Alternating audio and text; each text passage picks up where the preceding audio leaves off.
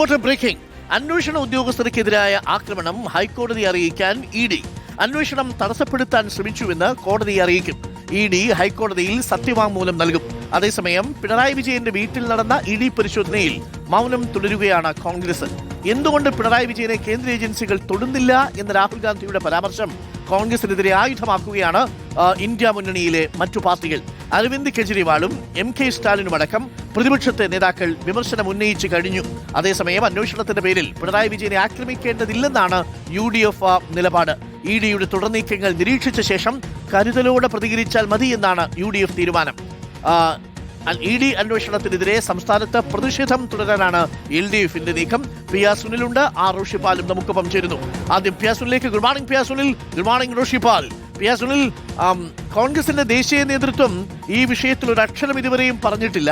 അതേസമയം ഇന്ത്യ മുന്നണിക്കൊപ്പമുണ്ടായിരുന്ന പ്രധാനപ്പെട്ട ഘടകകക്ഷികൾ, അത് ആം ആദ്മി പാർട്ടി ആവട്ടെ, അത് DMK ആവട്ടെ, തേജസ്വി യാദവിന്റെ RJD ആവട്ടെ, എല്ലാ പാർട്ടികളും കോൺഗ്രസിനെതിരെ രംഗത്ത് വന്നു കഴിഞ്ഞിരിക്കുന്നു. രാഹുൽ ഗാന്ധിയുടെ അപക്വമായ ആ ചോദ്യമാണ് ഇപ്പോൾ കോൺഗ്രസിനെ ദേശീയ തലത്തിൽ ഒറ്റപ്പെടുത്തുന്നത്. ഇ.ഡിയുടെ അന്വേഷണം പിണറായിയിലേക്കും മകളിലേക്കും വരുമ്പോൾ ദേശീയ തലത്തിൽ കോൺഗ്രസ് ഒറ്റപ്പെടുകയാണോ സുനിൽ?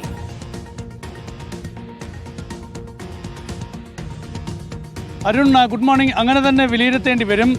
ഇന്ത്യ സഖ്യത്തിലെ ഏതാണ്ട് പ്രധാനപ്പെട്ട പാർട്ടികളെല്ലാം, അത് കോൺഗ്രസ് ഒഴികെയുള്ള എല്ലാ പാർട്ടികളും ഇന്നലെ കേരളത്തിൽ പിണറായി വിജയന്റെ വസതിയിൽ നടന്നിട്ടുള്ള ഇ.ഡി. റെയ്ഡിനെതിരെ ശക്തമായി രംഗത്ത് വന്നിട്ടുണ്ട്. ഇത് കേന്ദ്ര സർക്കാരിന്റെ രാഷ്ട്രീയ നീക്കമാണ്, പ്രതിപക്ഷ പാർട്ടികൾക്കെതിരായ രാഷ്ട്രീയ നീക്കമാണ് എന്ന തരത്തിൽ ഈ പാർട്ടികളൊക്കെ തന്നെ ശക്തമായി വിമർശനം ഉന്നയിക്കുകയാണ്. അതിൽ RJD ഉണ്ട്, DMK ഉണ്ട്, തൃണമൂൽ കോൺഗ്രസ് ഉണ്ട്, ആം ആദ്മി പാർട്ടിയുണ്ട്, സമാജ്വാദി പാർട്ടിയുണ്ട്. പക്ഷേ കോൺഗ്രസ് മാത്രം ഒന്നും മിണ്ടിയിട്ടില്ല. കോൺഗ്രസിന്റെ ദേശീയ നേതാക്കളൊന്നും തന്നെ ഇക്കാര്യത്തിൽ പ്രതികരിച്ചിട്ടില്ല. മുഖ്യമന്ത്രി V.D. സതീശനാണെങ്കിൽ മാധ്യമങ്ങളുടെ ആവർത്തിച്ചുള്ള ചോദ്യങ്ങൾക്ക് മുന്നിൽ ഒരു പുഞ്ചിരി മാത്രം നൽകിക്കൊണ്ട് കടന്നുപോകുന്നതാണ്.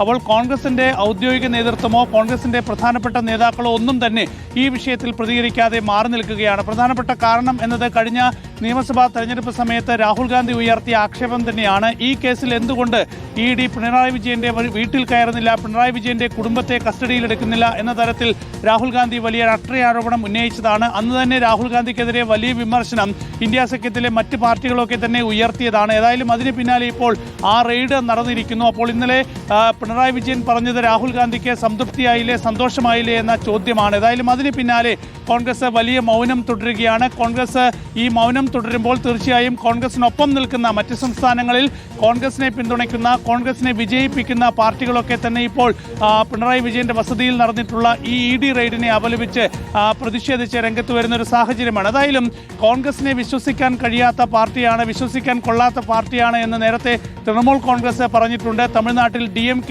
അടുത്ത കാലത്ത് വിജയുടെ കാര്യത്തിൽ എടുത്ത നിലപാടിന്റെ അടിസ്ഥാനത്തിൽ പറഞ്ഞിട്ടുണ്ട്. ഈ നിലയിൽ ദേശീയ തലത്തിൽ ഒരുപക്ഷെ പുതിയൊരു മുന്നണി സാധ്യതയൊക്കെ തന്നെ ചർച്ച ചെയ്യപ്പെടുന്ന ഒരു സാഹചര്യത്തിൽ കൂടിയാണ് കേരളത്തിൽ ഇങ്ങനെയൊരു രാഷ്ട്രീയ നിലപാട് കോൺഗ്രസ് സ്വീകരിക്കുന്നതെന്ന വിമർശനം ഈ പാർട്ടികൾക്കിടയിലുണ്ട്. അതായത് ദേശീയ തലത്തിൽ കോൺഗ്രസിന്റെ ഈ നിലപാട് വലിയ ചർച്ചയാകുന്നുണ്ട്. നേരത്തെ രാഹുൽ ഗാന്ധിയെ ഇ.ഡി. ചോദ്യം ചെയ്തപ്പോഴൊക്കെ തന്നെ വലിയ പ്രതിഷേധ കാഴ്ചകൾ ഉണ്ടായിരുന്നു. അന്ന് ഇന്ത്യ സഖ്യത്തിലെ എല്ലാ പാർട്ടികളും പ്രതിഷേധവുമായി രംഗത്തിറങ്ങിയതാണ്. പക്ഷേ ഇപ്പോൾ ഇനി സ്വാഭാവികമായും കോൺഗ്രസ് അങ്ങനെയൊരു പ്രതിസന്ധിയിലേക്ക് പോയാൽ ഇന്ത്യ സഖ്യത്തിലെ മറ്റ് പാർട്ടികൾ നേരത്തെ കാണിച്ച പിന്തുണ ഇനി കാണിക്കുമോ എന്ന കാര്യത്തിലൊക്കെ തന്നെ സംശയമുണ്ട്.